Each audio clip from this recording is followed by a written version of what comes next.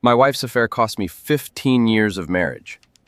The superglue cost me $4.89 at Ace Hardware, and I want to state for the record that it was the better investment. My name is Ethan Ward. I'm 38 years old. I assess insurance claims for a living, and for 11 days last spring, I ran the most thorough fraud investigation of my career.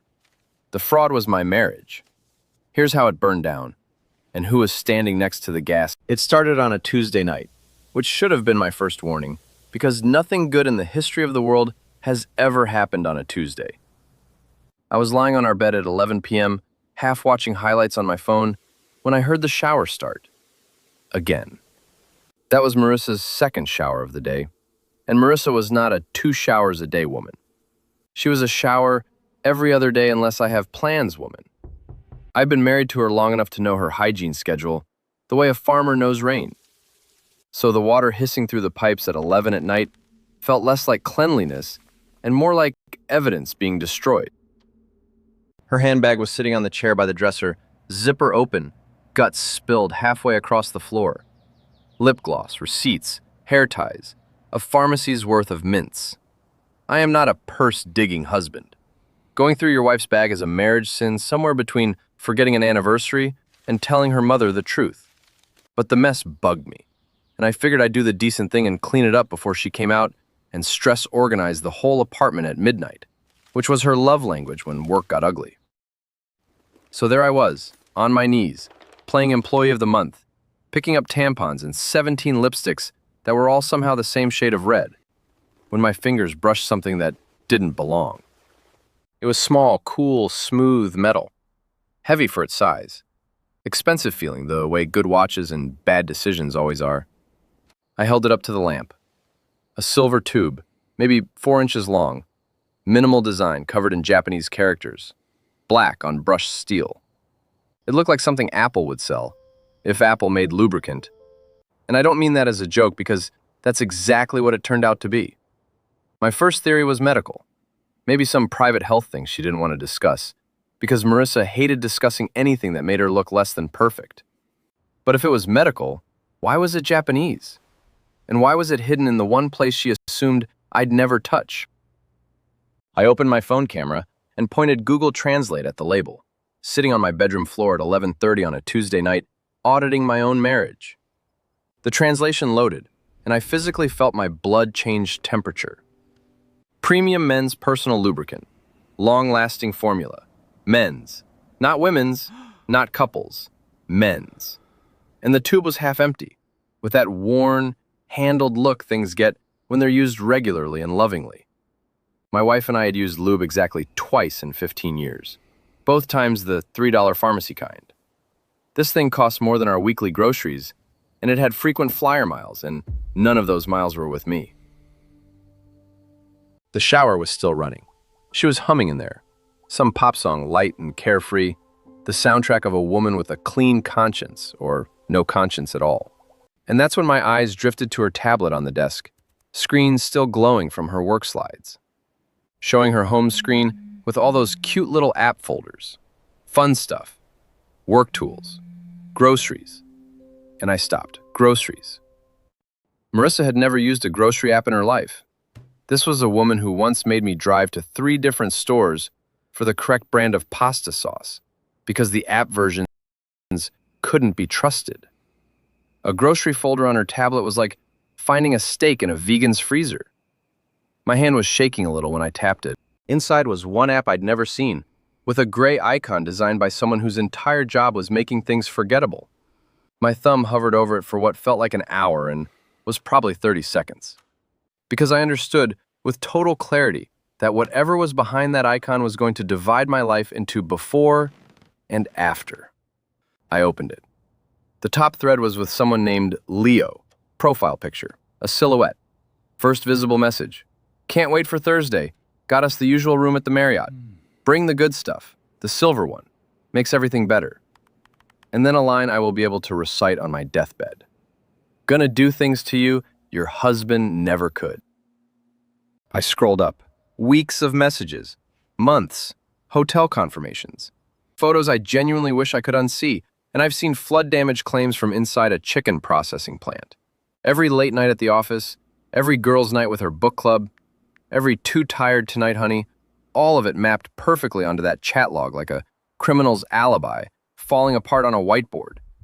I sat there holding a half-empty tube of imported lubricant in one hand and 15 years of my life in the other. And the strangest thing happened. My hands stopped shaking. Some men cry. Some men punch drywall. I assess claims for a living. I document, I verify, I calculate liability. And then I process the settlement. So I walked to the kitchen junk drawer, took out the industrial superglue I'd bought last month to fix the bathroom towel rack, and started what I can only describe as the most satisfying arts and crafts project of my adult life. Careful work, steady hands. The original formula went down the drain. The new formula went in. The cap went back on with the seal looking factory fresh. If Marissa wanted to play games with fancy foreign products, fine. I'd upgrade her to the long-lasting formula. The very, very long-lasting formula. The shower stopped. I got the tube back in her bag, the bag back on the chair, and myself back on the bed with a magazine roughly 4 seconds before the bathroom door opened. Marissa walked out like she was filming a shampoo commercial, wrapped in the white towel I'd bought her 2 Christmases ago, smelling like eucalyptus and betrayal. "Hey, babe," she said, in that syrupy voice women use when they're hiding something the size of a Buick. "You look exhausted." Then she did something she hadn't done in years. She went to the kitchen and came back with a tall glass of warm milk, holding it out like a communion offering. "Drink this, it'll help you sleep. You've got that early meeting tomorrow, right?" And there it was, the early meeting. I'd mentioned it exactly once, at dinner, in passing, and she'd filed it away in that tidy little brain as the perfect window. Because nothing says devoted wife like lightly sedating your husband so you can take the elevator to your boyfriend. I took the glass and watched her face in the lamplight. Concerned, warm, loving, Oscar-worthy. "Thanks, honey," I said, and I took one small sip, held it in my mouth, and set the glass on the nightstand. When she turned to hang her towel, I let the mouthful go quietly into the ficus. That plant died 9 days later, by the way. I consider it a casualty of war, and I honor its sacrifice. "You're the best," I told her. "I love you." The words tasted like battery acid, and her whole face lit up like they were real. That was the worst part. Not the cheating, the craftsmanship of her lying. The next hour was the longest of my life. I lay there doing my best impression of a heavily sedated claims adjuster, throwing in a little snore every few minutes, an arm twitch, the works. She waited a full hour, patient as a bomb tech, before she slid out of bed with the practiced quiet of a woman who had done this exact maneuver many times before. At 12:45 a.m., I heard our front door click, voices in the hallway. I gave it 20 seconds, then followed in my robe like some kind of suburban ninja. They were down by the elevator. Marissa pressed against the wall, still damp-haired, and a tall guy with his hands on her face kissing her like the building was on fire. Even at that distance, I could do the math. 10 years younger than me, shoulders like a vending machine, the kind of jawline that gets free desserts. So this was Leo. And then they didn't take the elevator down. They took the stairs up, 1 floor, to apartment 4C, directly above our spare bedroom. My wife's affair had been happening 15 feet above my head, close enough that if I'd ever put a glass to the ceiling, I could have listened to my own marriage ending in real time. I stood outside 4C with my ear near that cheap hollow door and heard her laugh and say, "I still can't believe you live right above him." And Leo's voice, smug as a yacht owner, "Makes it better, doesn't it? Did you bring the good stuff?" "Of course," said my wife. "I brought what you like." What he liked as of 11:40 that evening was a silver tube of Japanese lubricant fortified with an industrial adhesive rated to hold a ceramic towel rack to drywall for the rest of recorded time. I stood in that hallway in my robe, and I want to be honest with you about my emotional state. I had to bite my own lip to keep from giggling. There were about 30 seconds of the sounds you'd expect from 2 people having the best night of their lives. Then the tone changed. "What the?" That was Leo, sharp, confused. "Wait, something's wrong." That was Marissa, with the first violin note of panic. "What did you put on me? What is this?" It's the same stuff as always. The silver one. The one you like. Something's wrong with it. We can't, oh God, we're stuck. We're stuck. 2 words. 15 years of marriage, and the most honest sentence my wife ever said, she said through her boyfriend's ceiling to an audience of 1 man in a bathrobe. They tried everything. I stood there for 40 minutes listening to the water run, the cabinet slam, something that was unmistakably a bottle of olive oil being emptied in desperation. Nothing in Leo's kitchen was rated for industrial adhesive, because I had specifically bought the kind that laughs at oil, water, and prayer. Finally, I heard Leo make the call, his voice arriving somewhere between agony and public relations crisis. Yes, we need an ambulance.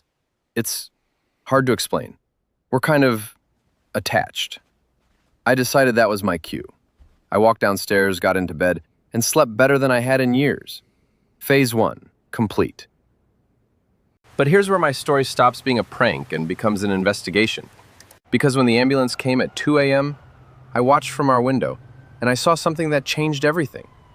Mrs. Patterson from 2B was in the hallway, filming the stretcher situation on her phone. Because Mrs. Patterson is 71 and believes surveillance is a hobby. That part I expected.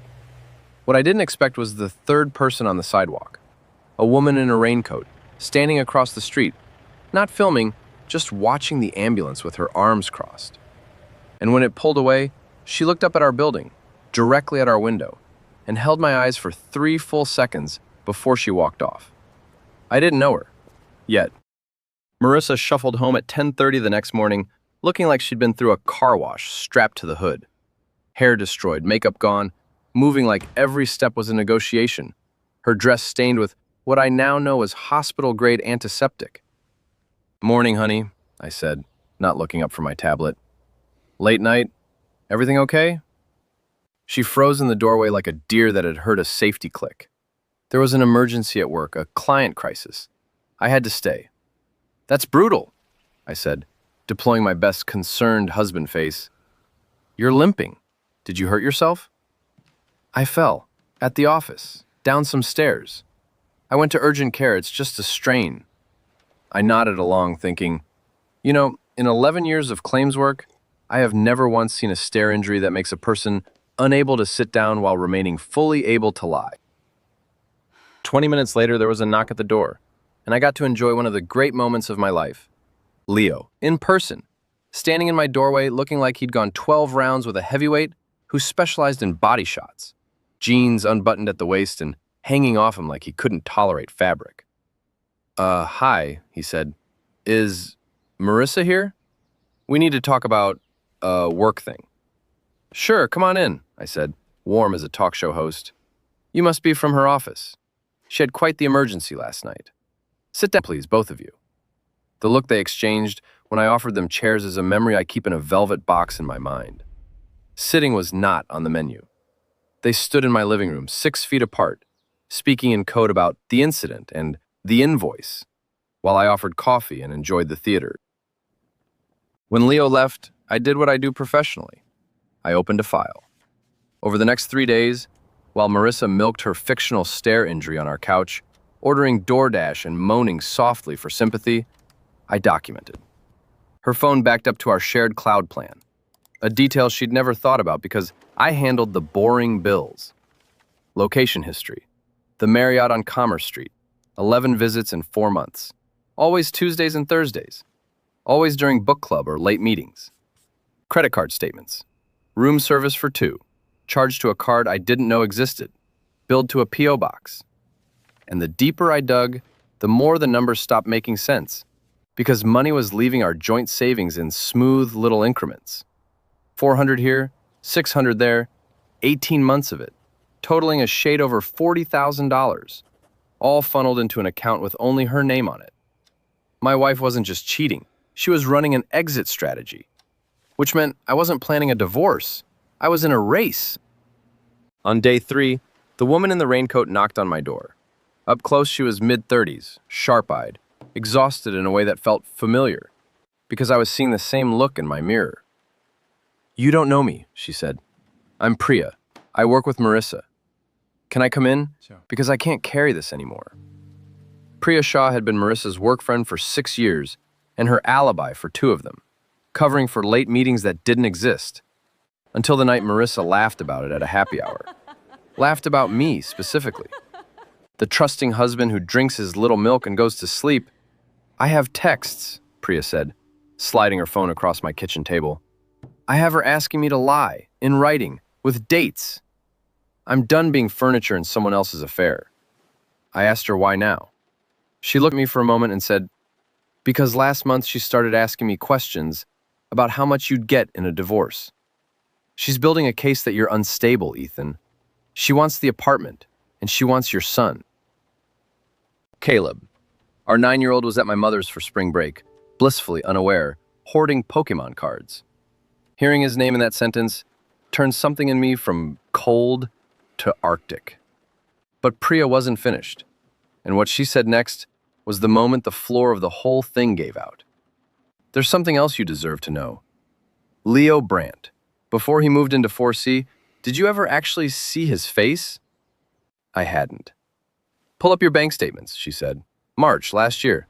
You paid him $1,200. And there it was, in my own transaction history.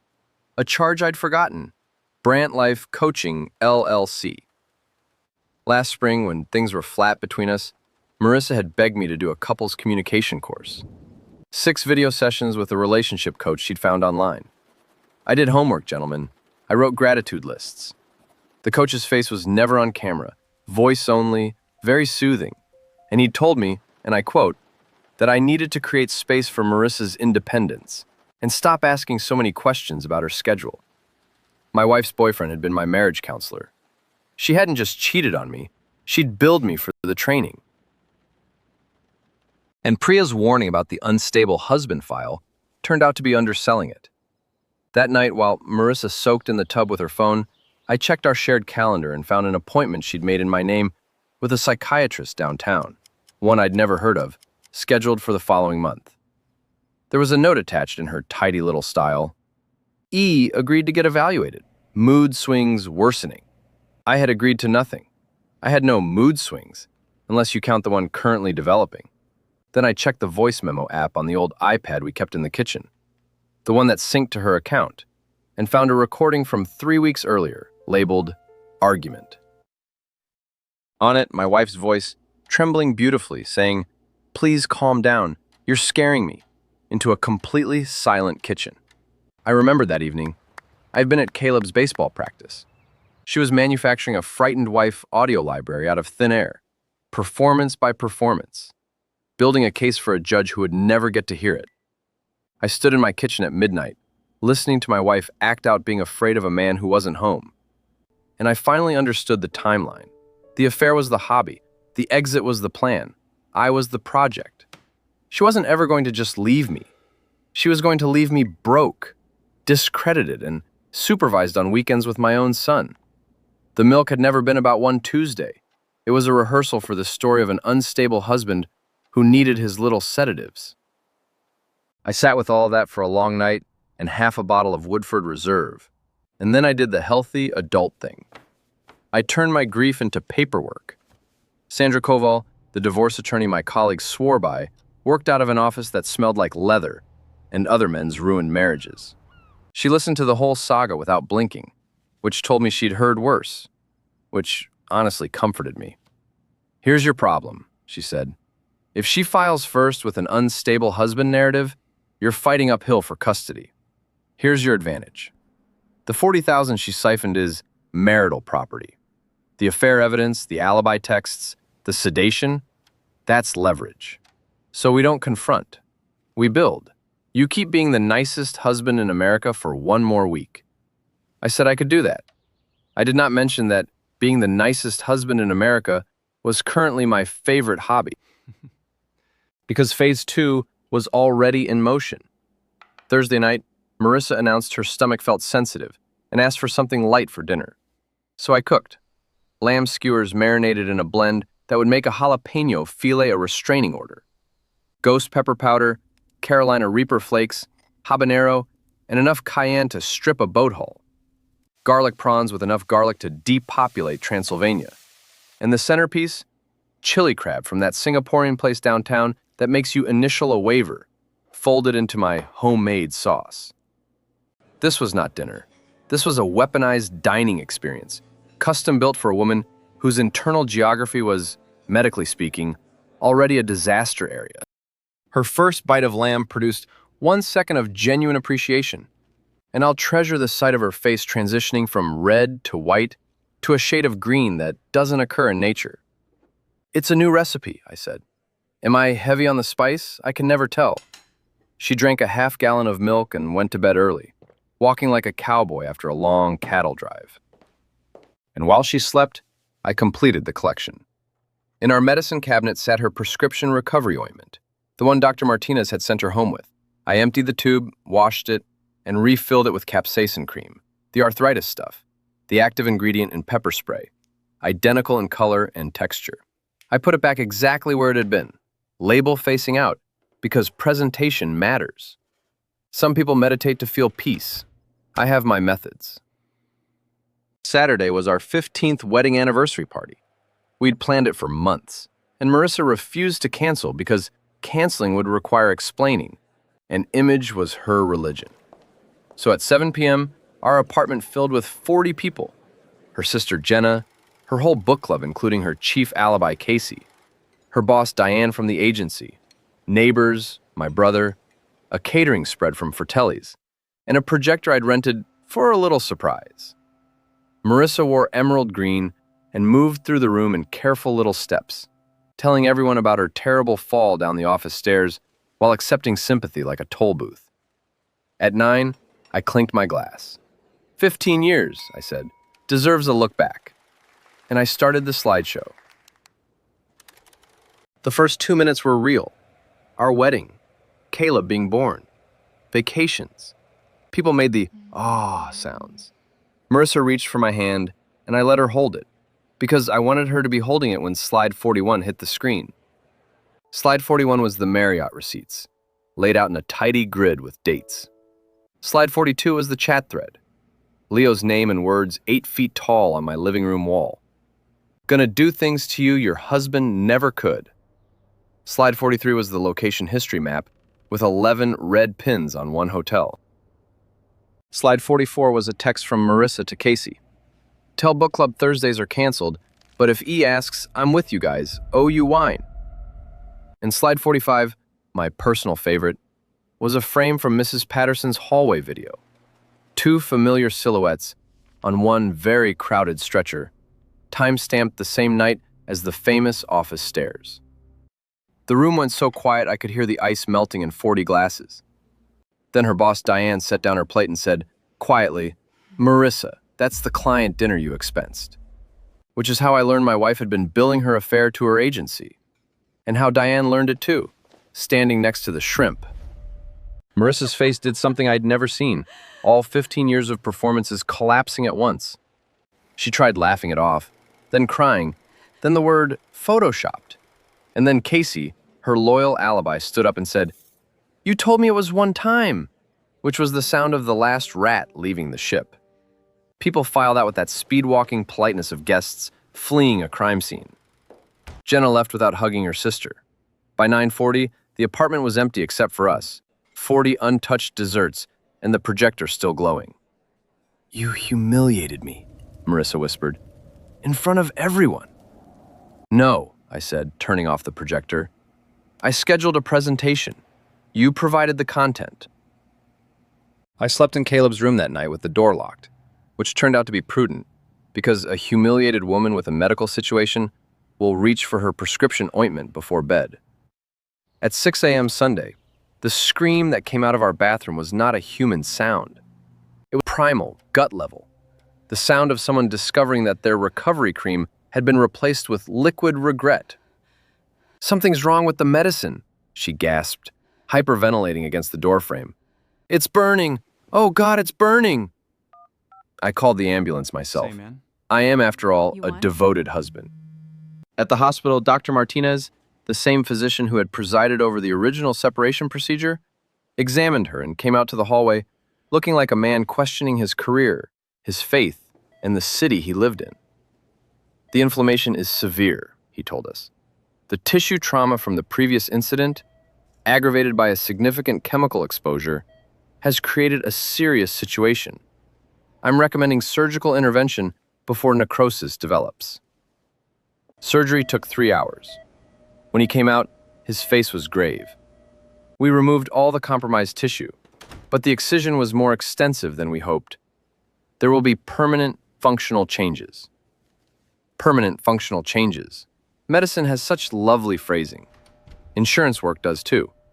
We'd call it total loss of use. I visited her hospital room the next morning with a manila folder and the calm of a man who had spent the previous day in Sandra Koval's office signing things. "Divorce papers," I said, setting the folder on the rolling table next to her untouched Jell-O. "Straightforward terms. I keep the apartment, the car, and the savings, minus the $41,200 you already moved, which my attorney has traced, documented, and frozen. Caleb stays with me. You keep your clothes, your tablet, and the medical bills." She stared at me, and I watched her cycle through her whole catalog. Confusion first. "Why are you doing this? I just had surgery." Then denial. Then she tore the papers in half, which was fine because Sandra prints extras. "I'm not signing anything." So I laid it all out, item by item, like a claims report. Leo, the Marriott, the silver tube, the milk, the grocery folder, the coaching invoices I'd paid, Priya's texts, the account. With each item, she deflated further, like someone letting air out of her whole existence. And when I finished, I expected surrender. Instead, my wife started to laugh, not happy laughter. The broken, hysterical kind that people produce when their sanity clocks out without notice. "You think you've won," she said between gasps. "You think Leo was the point? Leo was Tuesdays, Ethan. Do you really think he was the first? Do you really think he was the only? You have no idea what you've stepped in." I'll admit that landed. I went home and did what she probably assumed I couldn't, since her entire strategy for 15 years was assuming I wasn't paying attention. I went through her tablet with the patience of a man who reads 40-page policy documents for fun. Behind the grocery folder was a second app, and behind that app was a network. A private members club operating through encrypted channels, catering to married professionals, seeking discreet arrangements, with tiered memberships, vetting interviews, and a payment system laundered through gift cards, and a shell company with a wellness-sounding name. Marissa had been a premium member for over 3 years. Leo wasn't her affair. Leo was her hobby. And scrolling those archives, I found the thing that turned my stomach in a way nothing else had. Membership dues, $2,900 a year, paid from our joint account, coded as gym and wellness. I had literally been sponsoring it. For 3 years, my wife's infidelity had had a better funded budget than our kids' college account. But networks have members. Members have records. And records have crimes. Fake invoices, corporate cards, money moving in ways that had nothing to do with romance and everything to do with fraud. So I printed everything, 300 pages, tabbed and indexed. Because if you're going to hand the police a bomb, hand it to them organized. Detective Morrison at the station looked at my binder the way most men look at a steak. Within a week, it was a joint case with the FBI's Financial Crimes Unit. Within 3, accounts were frozen, and the arrests started. 2 executives, a real estate broker, and 1 very surprised city councilman whose wellness expenses had been remarkably consistent. Meanwhile, the universe was running its own parallel program. Mrs. Patterson's hallway video found its way online. And I want to be clear, I have no idea how. Except that Mrs. Patterson has 4 grandchildren who all know how to post things. And one of them captioned it, "When cheating goes horribly wrong." 500,000 views in 12 hours. Someone in the comments recognized Leo. Because Leo Brandt, fitness influencer, was also an online relationship coach, whose pinned video was titled, "Loyalty is a Choice." The internet did what the internet does. Sponsors gone by Tuesday. Gym contract terminated by Friday. His coaching site now redirects to a domain parking page, which I visit occasionally, the way other people visit a garden. 3 weeks after the surgery, With Marissa out on bail from the fraud sweep and camping at her sister's, Leo made his final mistake. He showed up at our building, demanding $20,000 from her for medical bills and lost income. And the argument migrated from the sidewalk into the lobby, escalating from shouting to shoving. When he pushed her down the front steps in full view of the security camera and two uniformed officers responding to the disturbance call, that was that. Both arrested, his charges stacked on hers, her bail revoked. The custody hearing after that was a formality.